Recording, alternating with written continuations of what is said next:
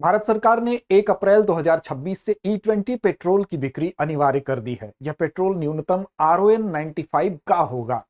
अब पेट्रोलियम मंत्रालय ने एक अधिसूचना के माध्यम से यह बताया है, 17 फरवरी को वह अधिसूचना आई। यह भी कहा है कि विशेष परिस्थितियों में सीमित समय और सीमित क्षेत्र में इसके लिए छूट भी दी जाएगी। लेकिन सवाल उठता है कि ये E20 पेट्रोल है क्या, और साथ साथ RON 95 क्या है। तो दोनों चीजों को समझते हैं, साथ ही अन्य इसके क्या लाभ होने वाले हैं, क्यों यह नीति अपनाई जा रही है, उस पर भी विचार करते हैं। तो चलिए शुरुआत करते हैं। सबसे पहले वो तिथि 1 अप्रैल 2026 से ये प्रभावी है, ये अनिवार्य है। E20 पेट्रोल यानी कि एथेनॉल जो होता है उसको मिलाया जाएगा पेट्रोल में। जो अभी तक 10% मिलाया जाता था, अब उसकी मात्रा कितनी होगी, 20% होगी। एथेनॉल को जब मिलाया जाता है पेट्रोल में तो उसी को हम उसकी मात्रा के आधार पर इसका नामकरण होता है। यानी कि अगर E10 होगा तो इसका मतलब एथेनॉल 10% और पेट्रोल 90%। E20 का मतलब होगा कि एथेनॉल 20% और पेट्रोल की उसमें जो मात्रा होगी 80% होगी। RON 95 क्या है उस पर भी बात करेंगे। तो फिलहाल 20% एथेनॉल मिश्रित जो पेट्रोल होगा, जिसको कि हम एथेनॉल ब्लेंडिंग पेट्रोल कहते हैं, इसको अनिवार्य कर दिया गया है। अब यह नियम सभी राज्यों और केंद्र शासित प्रदेशों में लागू होगा। पेट्रोल जो है इसकी जो RON 95 होगी, विशेष परिस्थितियों में केंद्र सरकार कुछ जगहों पर छूट दे सकती है। तो इस खबर के आलोक में ही समझते हैं E20 ईंधन और भारत की नई ऊर्जा स्वच्छता की ओर बढ़ने का जो प्रयास है वो क्या है।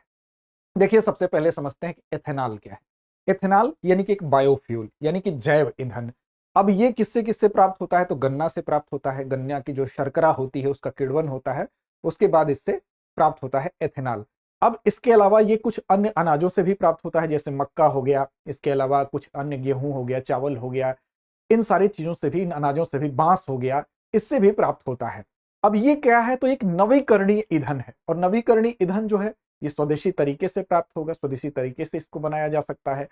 तो जीवाश्म ईंधन पर जो निर्भरता है उसको कम करना, ताकि जीवाश्म ईंधन का कम से कम उपयोग किया जाए और इसके उपयोग को बढ़ावा दिया जाए। अब इसमें जो पहली पीढ़ी का एथेनॉल होता है उसको 1G कहते हैं, और दूसरी पीढ़ी का जो एथेनॉल होता है, जैसे गेहूं, चावल, मक्का, बांस, गन्ने की खोई, इससे जो बनता है उसको 2G, सेकेंड जनरेशन कहते हैं।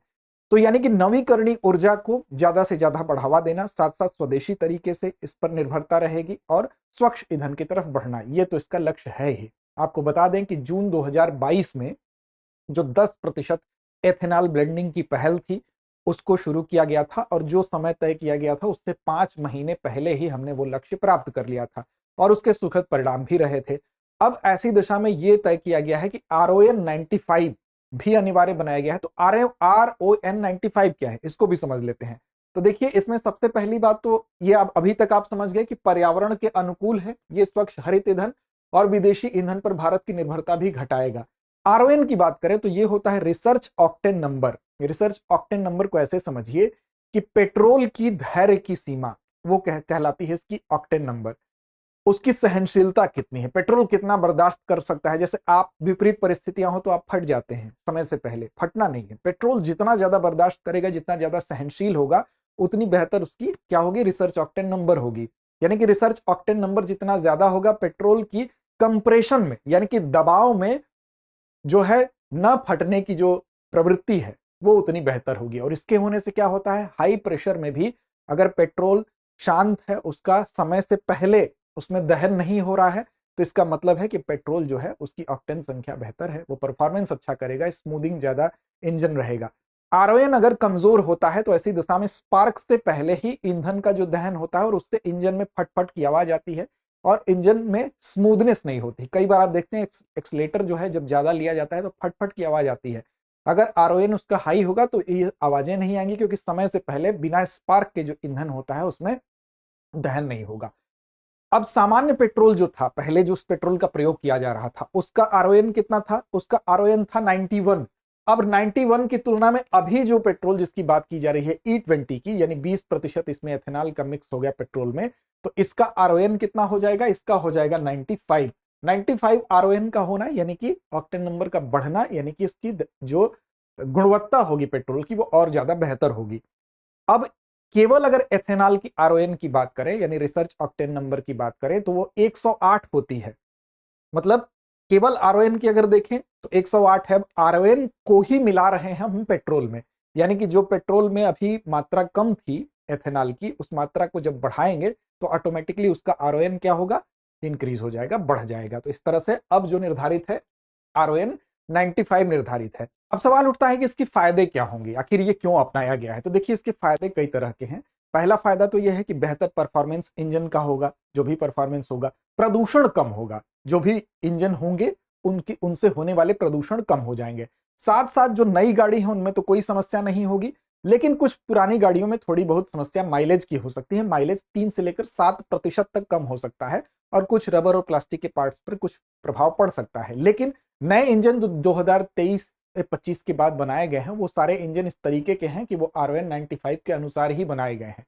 तो इस तरह से नए इंजन के लिए और बेहतर होने वाला है।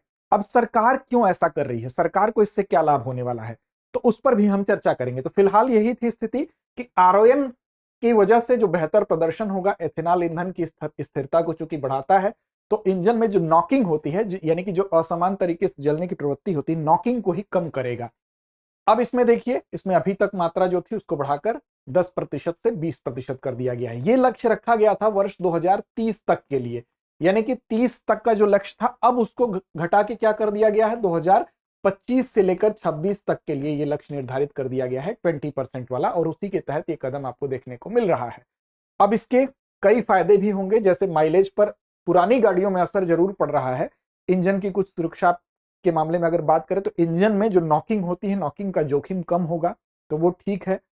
अब देखिए यहां पर आधुनिक वाहन इसी के अनुसार ढाले भी गए हैं, तो आधुनिक वाहनों में कोई समस्या नहीं होने वाली है। सवाल उठता है कि सरकार का उद्देश्य क्या है, इस चीज को इंप्लीमेंट किए जाने के पीछे क्या लक्ष्य है। देखिए सरकार का लाभ यह है कि अभी तक जो हमारी तेल पे जो हम आयात करते हैं, तेल का 85% लगभग हम तेल का आयात कर रहे हैं, तो एक तो इस पर जो धनराशि खर्च हो रही है बहुत ज्यादा है। 2014-15 से लेकर अब तक हमने जो ऑक्टेन ब्लेंडिंग की थी 10% केवल, उससे हमने 1.40 लाख करोड़ रुपए विदेशी मुद्रा हमने क्या की थी, उसकी बचत की थी।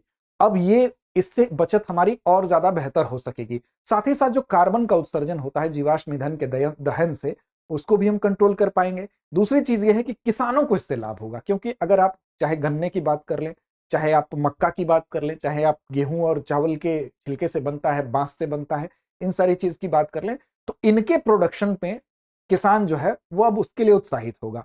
अब इसका सरप्लस प्रोडक्शन अगर होता है, अधिशेष उत्पादन होता है, तो उससे भी किसानों को लाभ होगा, क्योंकि किसान उस अधिशेष उत्पादन को सरकार को दे पाएगा। अगर इसका उपयोग ज्यादा बढ़ेगा तो इसकी डिमांड बढ़ेगी, तो इससे क्या होगा कि कहीं ना कहीं हमारी ग्रामीण अर्थव्यवस्था भी मजबूत होगी। तो सीधे तौर पर कच्चे तेल के आयात में जो कमी है वो एक लक्ष्य है, क्योंकि वैश्विक संदर्भ में आप देख रहे हैं कि सारी लड़ाई जो है कच्चे तेल के को ही लेकर है, उसको लेकर ब्लैकमेलिंग चल रही है। तो कच्चे तेल के आयात पर हमारी उतनी निर्भरता ही न रहे। दूसरी चीज है कि कार्बन उत्सर्जन में कमी करना एक वैश्विक लक्ष्य है, और तीसरा है कि किसानों को इससे लाभ होगा और हमारी ग्रामीण अर्थव्यवस्था मजबूत होगी। तो देखिए ये इसका उदाहरण भी है कि 1.40 लाख करोड़ से अधिक विदेशी मुद्रा हमने बचाई है 2014-15 से लेकर अब तक, जिसमें कि और वृद्धि होने की संभावना है। यानी कि अगर E20 1 अप्रैल से हम इंप्लीमेंट कर रहे हैं तो इसमें और ज्यादा वृद्धि होगी। आगे बढ़ने से पहले आपको बता दें कि दृष्टि आईएएस की तरफ से आपको होली के इस पावन अवसर पर दृष्टि पीसीएस की सभी ऑनलाइन कोर्सेज टेस्ट सीरीज पर 50% की छूट मिल रही है। साथ ही बुक्स पर 25% की छूट मिल रही है, और इस छूट का लाभ आप उठा सकते हैं 28 फरवरी तक, यानी केवल 3 दिन शेष हैं। इसके लिए आपको क्या करना है, तो दृष्टि लर्निंग ऐप को डाउनलोड कर लीजिए, या डिस्क्रिप्शन में आपको लिंक भी मिलेगा। इसके अलावा भी आपको अगर कोई दुविधा हो मन में तो 8750187501 पर कॉल कर लीजिए। तो चलिए आगे बढ़ते हैं और चलते हैं अभ्यास प्रश्न की तरफ। आज का अभ्यास प्रश्न है, उच्च आरओएन का मुख्य उद्देश्य क्या है। विकल्प ए इंजन की आवाज बढ़ाना, विकल्प बी इंजन नॉकिंग रोकना, विकल्प सी पेट्रोल की खपत बढ़ाना, या विकल्प डी धुआं बढ़ाना। तो इस प्रश्न का जवाब कमेंट बॉक्स में दीजिए। लड़ते रहिए, अपने लक्ष्य की ओर बढ़ते रहिए। अब एग्जाम की तैयारी को और बेहतर करने के लिए हमारे चैनल को लाइक, शेयर और सब्सक्राइब करना ना भूलें।